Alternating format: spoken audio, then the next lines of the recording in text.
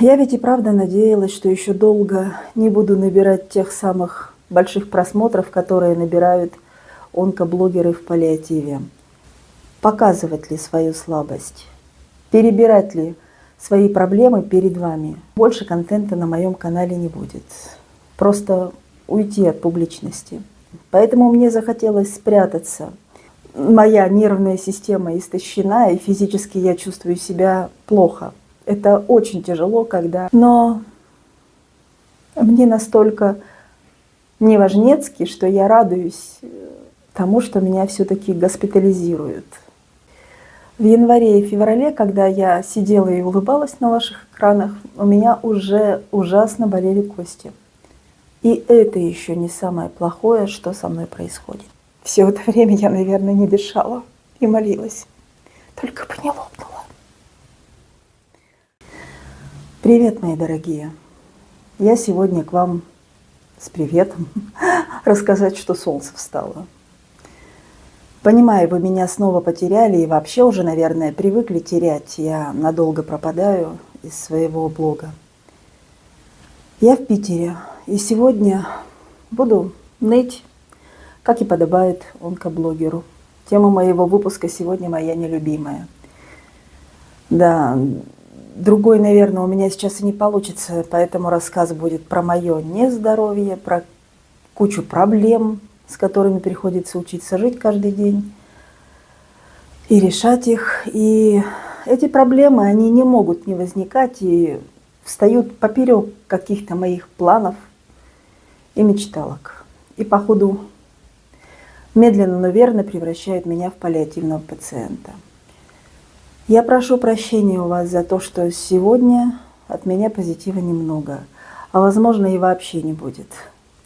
Но вы же понимаете, что смотрите онкоблогера, и понимаете, что я борюсь со смертельной болезнью, и у меня последняя 4-я стадия. Поэтому кому грустно от меня и хочется плакать, пожалуйста, лучше не смотрите.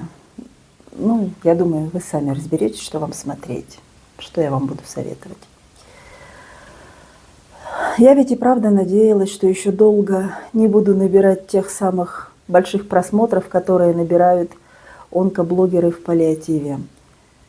Мне так хотелось бы снимать контент для специфической аудитории про КФС. Ведь я действительно ловлю в этом огромный кайф и вижу огромный смысл. Не про онкологию. Но вот уже не получается, и я уже не могу выглядеть всегда здоровой и не расстраивать тех, кто меня любит и смотрит годами. Ведь то, как меняется мое состояние за последние полгода, буквально ставит меня перед выбором. Показывать ли свою слабость? Перебирать ли свои проблемы перед вами? Или лучше спрятаться и сказать, что больше контента на моем канале не будет? Просто уйти от публичности. Я пока не знаю. Надеюсь, что все-таки смогу снять еще что-то, кроме онковлогов. Вы, наверное, заметили, что я последнее время перестала практически показывать и рассказывать про свою семью. Видите ли, многие онкоблогеры открывают свои каналы как окно в мир, чтобы в него можно было кричать о помощи и о поддержке. О том, что нужна поддержка. Ведь у многих такое решение действительно спасает. Но когда у меня случился рак, я уже с 2-годовалым блогерским стажем, можно сказать, впервые именно в онкоблоге ощутила, что такое хейтеры на самом деле. Я знаю, что они есть у всех, и эту цену мы, блогеры, платим за публичность. Но я уверена почти, что этой нечисти больше всего именно на каналах людей обреченных, борющихся за жизнь, умирающих и имеющих какие-то увечья, в общем, людей уязвимых. И я прекрасно понимаю, почему, но об этом не хочу. Я перестала показывать и рассказывать про свою семью после свадьбы старшего сына и поняла, что больше вот не хочу еще размазанного дерьма на своем заборе. Поэтому мне захотелось спрятаться и спрятать то самое дорогое, что у меня есть, и не показывать. И это мой выбор, и нормальные люди мой выбор поняли и приняли. Но, к моему счастью, именно как раз вот в период этого решения мне можно стало рассказывать о КФС. И это действительно тема, которой я увлеклась с упоением. И это более чем достойная замена контента. А под аудиторию я больше не подстраиваюсь, я не гонюсь за просмотрами. Монетизации на Ютубе сейчас нет, и мне очень нравилось снимать многие вещи, которые останутся после меня в сети навсегда. Я и вправду надеюсь, что у меня еще получится что-то снять в этом роде. Почему это для меня так важно, я расскажу об этом в следующем видео. А сегодня о том, о чем не люблю говорить, но должна. Я знаю, что я человек слабый, но слабость показывать не люблю. И сегодня, после третьей подряд бессонной ночи, моя нервная система истощена, и физически я чувствую себя плохо. Это очень тяжело, когда удается поспать за 3 суток, максимум 6 часов, за 3 суток. И это собирательно, по часу, по полчаса. И это не лежа, а полусидя, потому что я лежа задыхаюсь. А проблем со здоровьем, а точнее сказать, с нездоровьем, реально целый воз и маленькая тележка. И вот о них сегодня, друзья мои. Это ж просто капец, сколько времени я провела. Вот уже 3 и даже 4-й месяц пошел, сколько времени я провожу в больницах. Никогда столько не проводила. Меня реально от них уже тошнит. Но мне настолько неважнецки, что я радуюсь тому, что меня все-таки госпитализируют. И вполне возможно на операцию, на торакоскопию. Ладно, все по порядку. Во-первых, я проходила переосвидетельствование инвалидности. Этот квест врагу не пожелаешь. И передвигаться было сложно, а действовать надо было прям вот быстро. Я не то чтобы прошляпила срок переосвидетельствования, а я реально просто физически не могла начать проходить этот медосмотр. Да еще и когда и ходить сложно по врачам, а врачей надо было пройти просто море. Невролог, сосудистый хирург, пульмонолог, нефролог, окулист, лор, гинеколог. В моем случае еще и травматолог-ортопед понадобился. К счастью, это все позади, и у меня сейчас... Вот была у меня первая группа инвалидности, которая была на 2 года дана, а сейчас мне дали бессрочную. Вот такую же розовую справку. Короче, живи да радуйся, потому что через 2 года мне этого проходить уже не придется, раз бессрочная. Если я сейчас разваливаюсь, то что будет через 2 года? И если, конечно, у меня есть еще эти 2 года. И вот в конце февраля я прилетела сюда, в Питер, кое-как. Это не в этот раз, это в конце февраля. На последних просто силах прилетела, и прилетела не зря.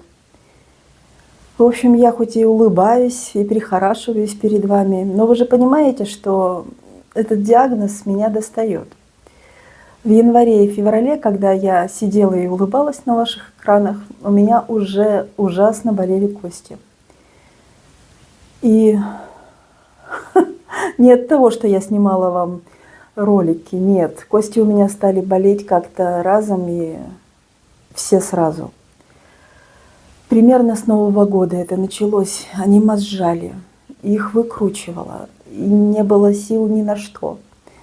Да, болели кости, причем так, что вот больно было и лежать, и сидеть, и тем более ходить. Встать с дивана было трудно.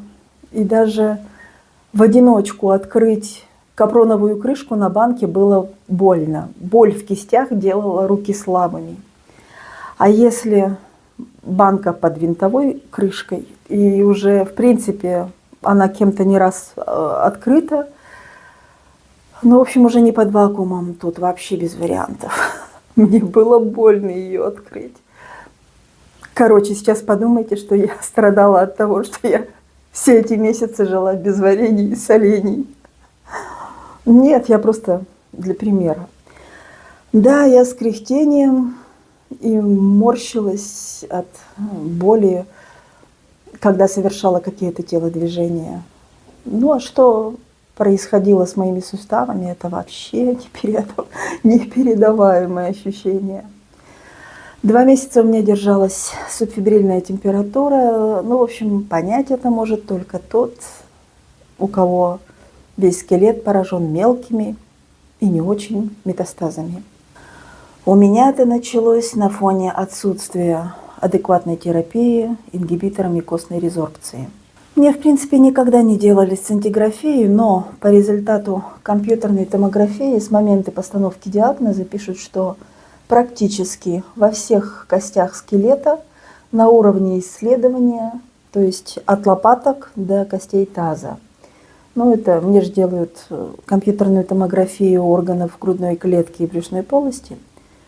Так вот, на уровне исследования у меня множественные, разнокалиберные остеобластические, кто-то пишет склеротические, образования с неровными бугристыми контурами негомогенной структуры.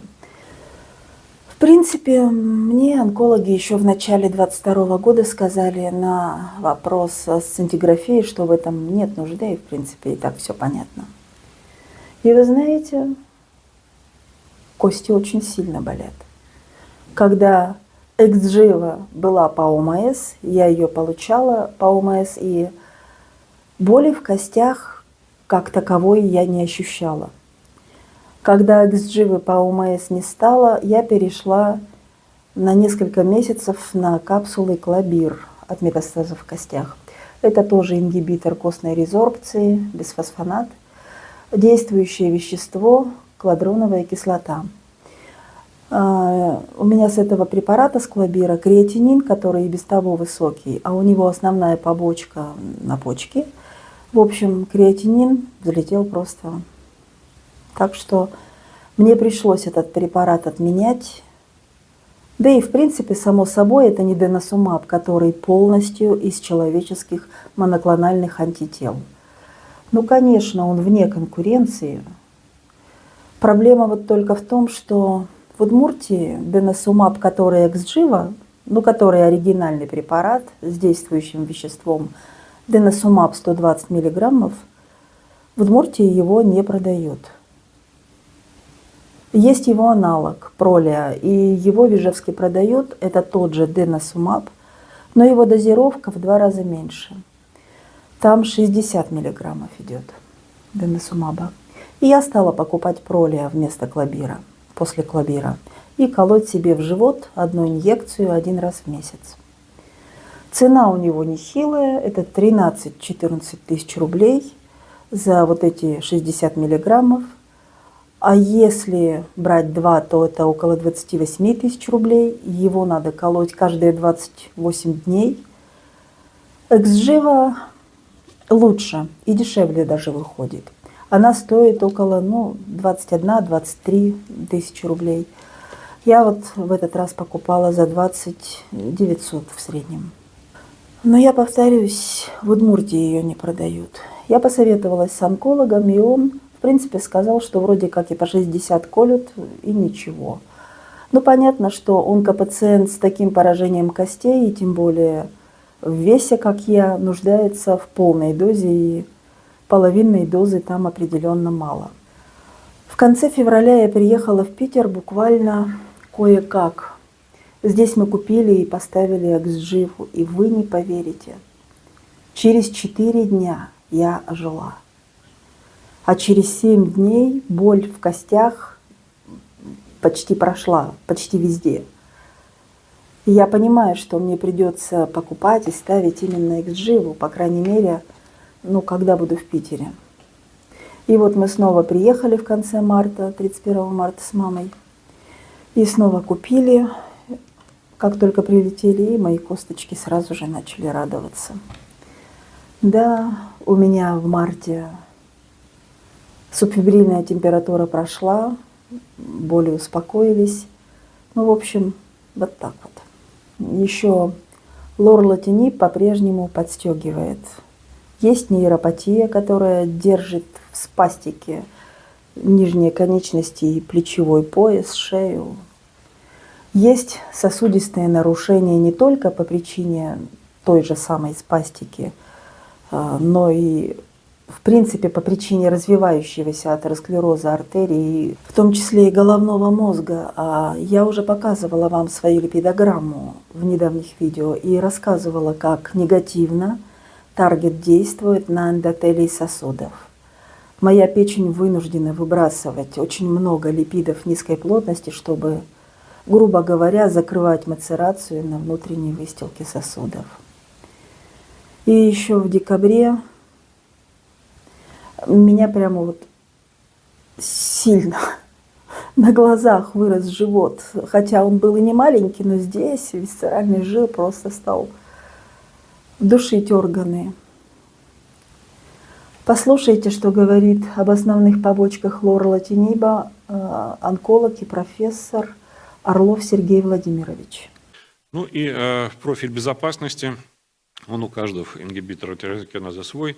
Есть некоторые общие, такие, например, как отеки, они тоже свойственны для лорлатиниба, но тут есть определенные, моменты, которые присущи именно этому препарату. Это, конечно, гиперхолестеринемия и гипертриглицеридемия.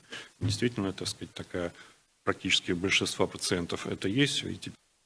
Следует отметить, что, конечно, есть такие достаточно частые осложнения, которые встречаются, и тут тоже мы это отметили. Это набор веса. Действительно, пациенты, действительно сильно прибавляют, и в большинстве случаев даже бывает степень 3. И у некоторых пациентов были отмечены когнитивные нарушения, быстро проходящие, правда, в связи с тем, что, видимо, препарат действительно очень, активно действует в головном мозге. То есть, понимаете, это реально, что люди даже не страдающие полнотой набирают до 3-й степени ожирения на лорлатинибе. Я просто знаю, что разговаривала с одной девушкой, она говорит, я никогда не была полной, но сейчас у меня живот больше, чем у беременной был на крайних сроках беременности последних. Что уж говорить обо мне, которая худела со 137 килограммов до 77 и снова растолстела, как только спрыгнула со всяких там ограничительных диет. Но и это еще не самое плохое, что со мной происходит. Но с моими сосудами творится и вовсе что-то запредельное. Представляете, перед поездкой сюда, в Питер, мне там в Сарапуле у нас в Озоне брали кровь в течение 40 минут 3 опытные медсестры со стажем. А с одной из них мы, кстати, работали в травматологии. Так вот, вены у меня есть только на запястьях и на кистях. Но и те очень-очень тоненькие, потому что после лечения лекарственного гепатита наросли коллатеральные сосуды, но они буквально с иголочку толщиной. Так вот, каждая медсестра уколола меня по 3 раза, и каждый раз все попадали в вену. Мне было нужно набрать в 3 пробирки крови. Я всегда смотрю, когда мне берут кровь, и сама предлагаю венки, и я видела своими глазами, что в вену вошли, и кровь сначала пошла. Но потом только закапала, а потом все, не идет, понимаете? Венка просто превращается в тряпочку, под кожу там что-то еще натекло совсем немного, и все. Я невероятно расстроена, что мне 9 раз попали в вену и не смогли собрать 3 пробирок крови. Потому что, пока искали следующую вену, пока кололи, пока подключали новую пробирку, и в каждую удавалось нацедить лишь 1 или 2 миллилитра, а то и меньше было. Кровь просто переставала идти, и вена превращалась в негодность. Говорю же, 40 минут со мной втроем работали. Пробирок было после меня много, их наморали просто. Пробовали по-разному, и со жгутом, и без жгута, и бабочкой, и шприцом, и под вакуумом. Сказали, что вообще в первый раз с таким сталкиваются, и что это что-то системное. Знаете, мне слили, они стали соединять из всей этой кучи пробирок, вот в 3 вот этих нужных пробирки, слили все и еле-еле набрали. И единственное, вот куда чуть ли не пол пробирки удалось набрать, пока не лопнула эта венка, получилось собрать из венки на 3-й фаланге, вот тут вот указательный палец. Пол пробирки отсюда надоели. Отсюда у меня еще никогда не брали. То есть из вены на пальцах берут. Они, конечно, там не тронутые еще остались, но и они лопаются. В общем, друзья мои, от перспектив мне стало так грустно. Я вообще не понимаю, как мне вообще теперь лечиться, если даже невозможно сдать анализ крови. Лорлатинип убил мои сосуды. Но в этом есть и положительное.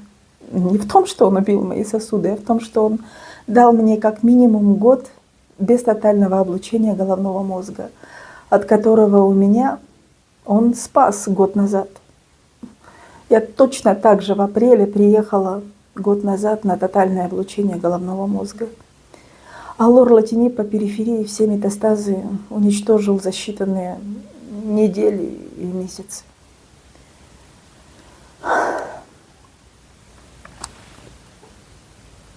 Тотальное облучение при аденокарциноме не особо эффективный метод. Это что такое? В общем, кроме всего прочего, у меня в январе начала болеть и кружиться голова постоянно. Дело в том, что сейчас из-за того, что у меня так вырос живот, в аппарат МРТ Ижевского МИПСа я больше не вмещаюсь. Я прибавила 5 килограммов с декабря по март. Это как раз вот за время 4 торакоцентезов.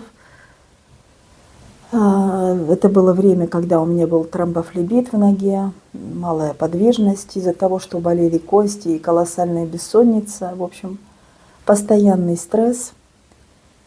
Ну а раз голова болит, значит, МРТ надо делать однозначно, и делать его надо с программой нейро. Ведь при облучении метастазов в головном мозге, при прохождении гамма-ножей, нейрохирург всегда рекомендует проходить именно на аппаратах МРТ на программе нейро. Дело в том, что те направления, которые нам по ОМС выдают, они вообще годятся, эти аппараты без программы нейро, только для первичной диагностики. А с программой нейро по ОМС МРТ не предусмотрено. И поскольку объем моего живота теперь как у беременной, да еще и у толстой беременной, для меня МРТ-аппарат теперь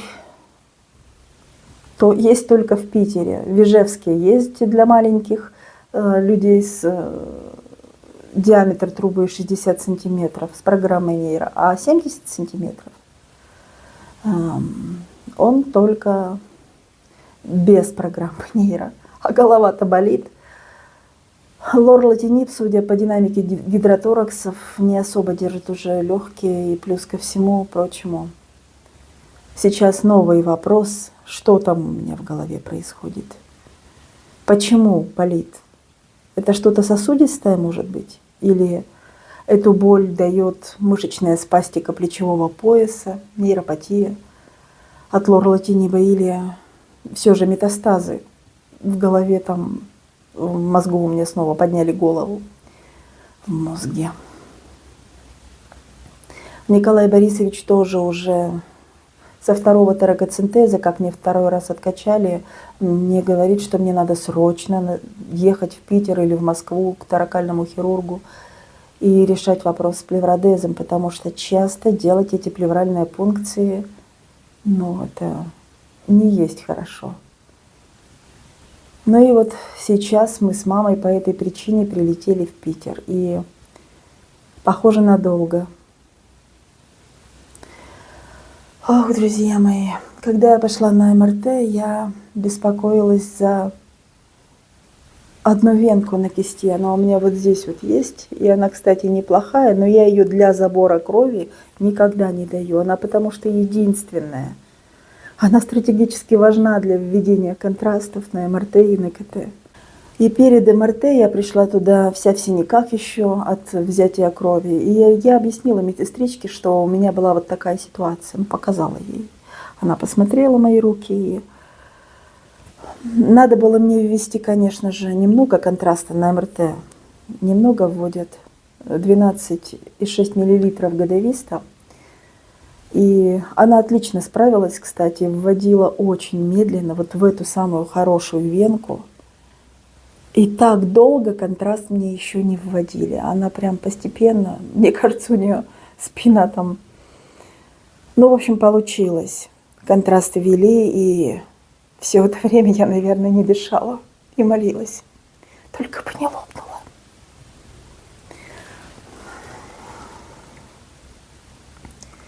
По результату МРТ могу сказать, что метастазы у меня по-прежнему под контролем, ничего нового не выросло, ничего старого не увеличилось.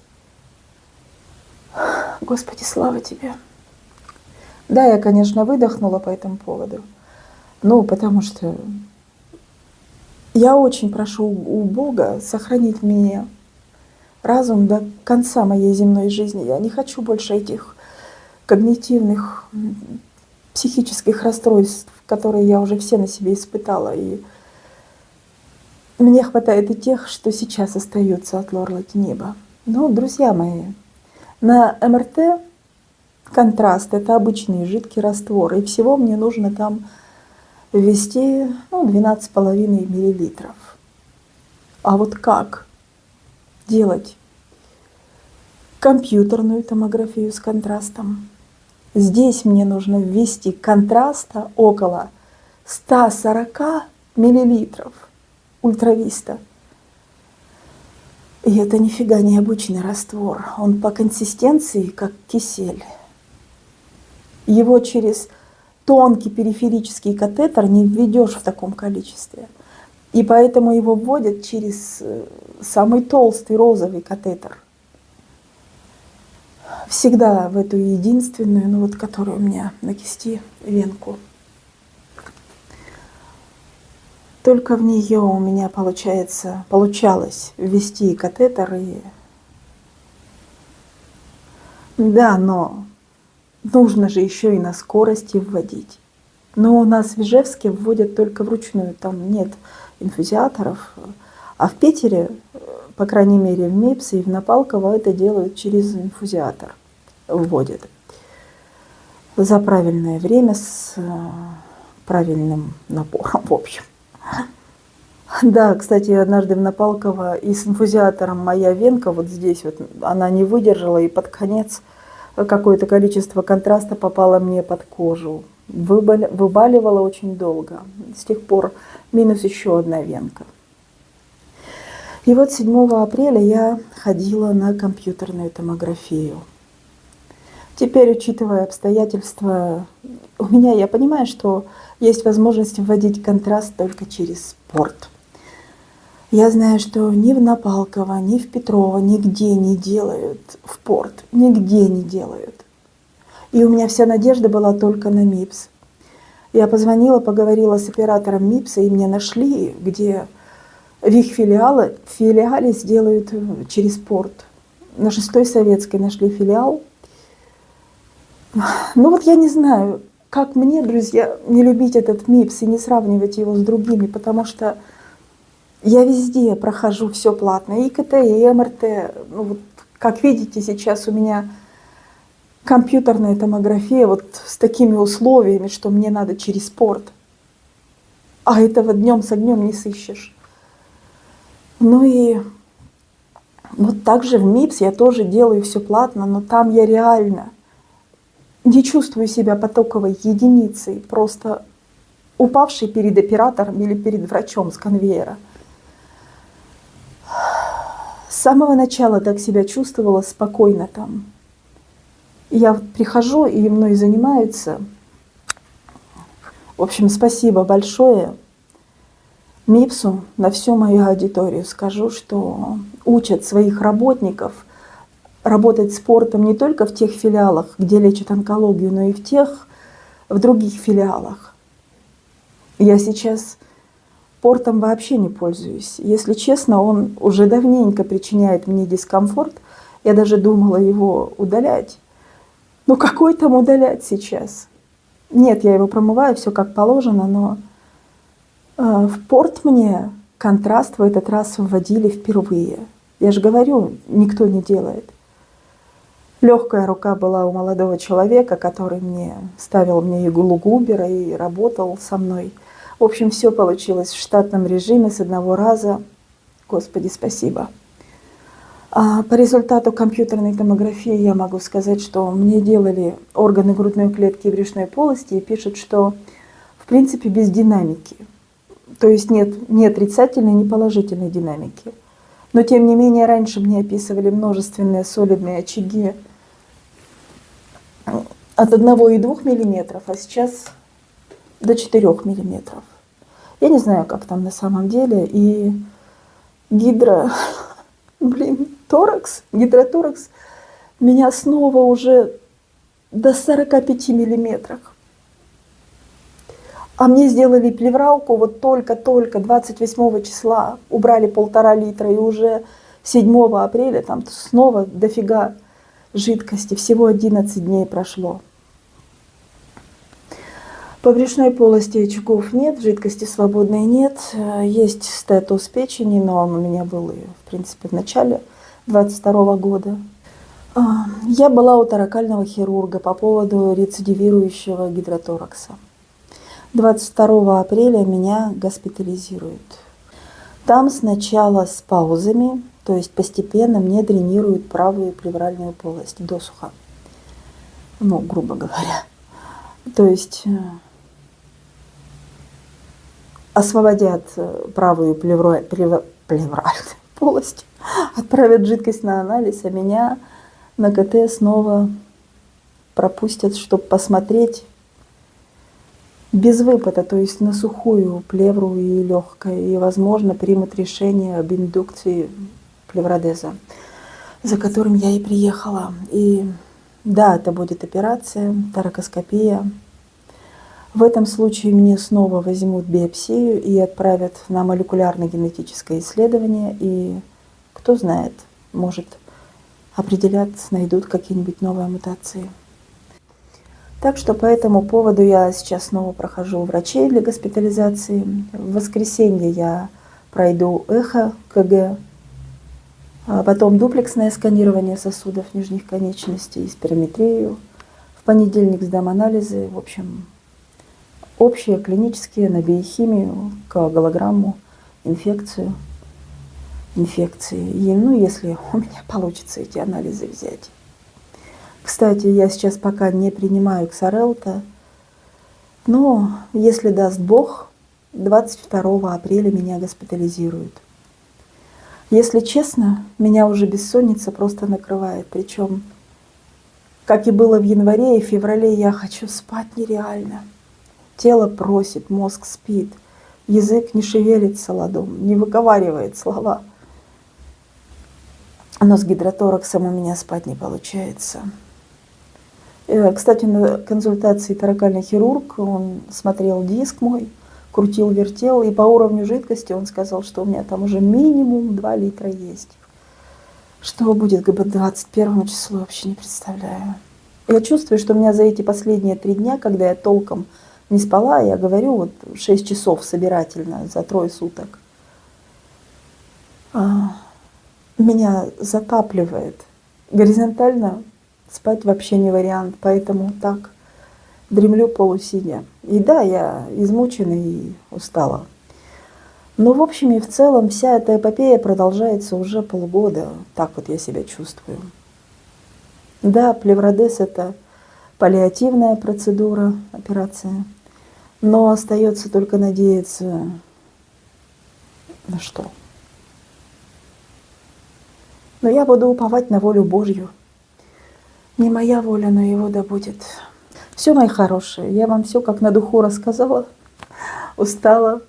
И надеюсь, что до конца досмотрели немногие. Я надеюсь, что те, кто меня любят и на меня равняются, не повесили нос. Друзья мои, если вам трудно смотреть такой жалкий контент, отпишитесь и смотрите что-нибудь позитивное. Я онкоблогер.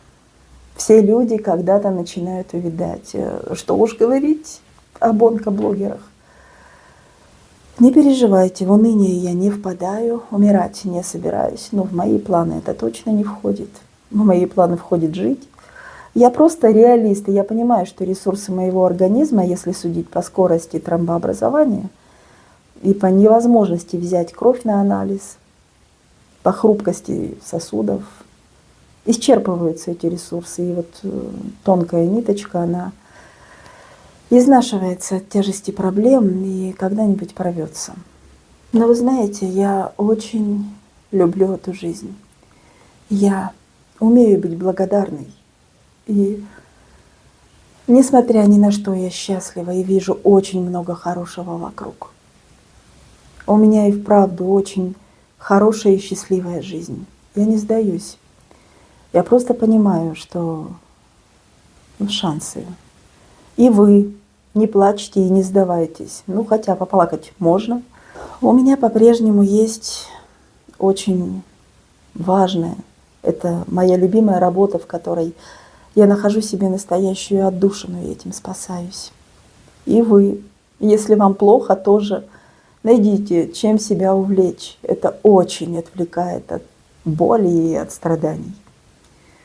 Друзья мои, я хочу вас предупредить, что больше не буду игнорировать адекватных каких-то рекламных интеграций. Я до сих пор не реагировала на них, на эти предложения.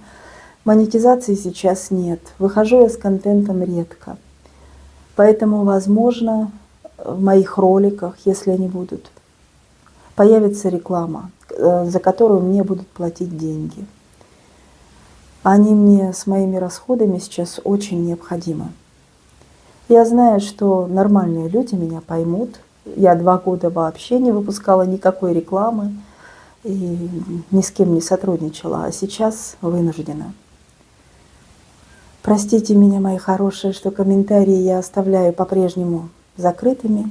Личные сообщения в мессенджерах я почти не читаю. Извините, у меня просто нет на это ни сил, ни времени. Но это совсем не значит, что я не люблю своего зрителя. Просто чтобы жить, я вынуждена жить пока вот в этом экономном режиме. В другом просто не справлюсь. Спасибо всем, дорогие мои, кто за меня молится. Спасибо всем, кто за меня переживает и поддерживает. До связи, мои хорошие. Всех обнимаю.